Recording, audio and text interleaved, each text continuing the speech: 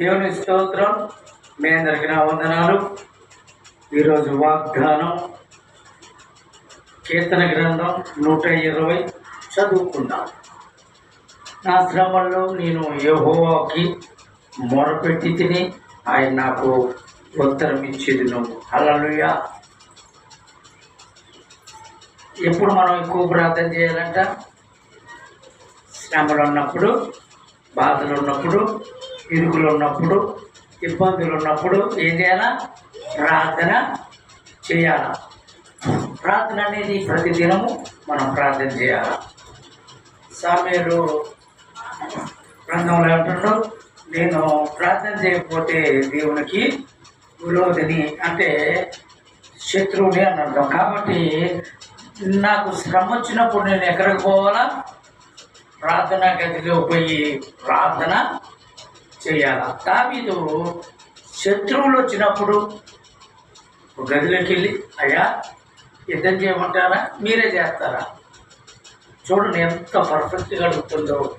యుద్ధం చేయమంటారా, మీరే చేస్తారా అన్నట్టు అడిగేవాడు.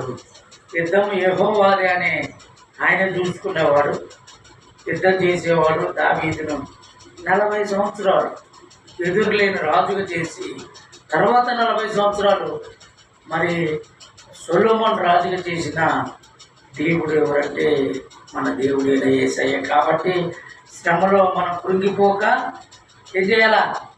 ప్రార్థన చేయాలి. ప్రార్థనే మన ఆయుధం, ప్రార్థనే మనకు ఆశీర్వాదం. కాబట్టి మరి ప్రార్థన చేసి దావీదుల, అబ్రాముల, ఇస్సాకుల, ఇంకా అనేక మంది బైబిల్లో ఉన్నట్ల మనం వృద్ధి చెందుతాం. ఈ వాగ్దానం దేవుడు దీవించును గాక.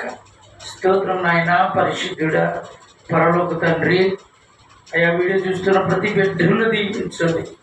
ప్రతి సేవకుల కుటుంబాన్ని, ప్రతి విశ్వాసుల కుటుంబాన్ని, ప్రతి కుటుంబాన్ని దీవించండి. అయ్యా మా పరిచర్యను దీవించండి. మా కలిగిన వాటిని దీవించి నీ రెక్కల చాటు భద్రపరిచి నీ దీవెన ఆశీర్వాదాలను నజరేయుడైన యేసు నామములో ప్రార్థించి వేడుకొంచున్నాము తండ్రి.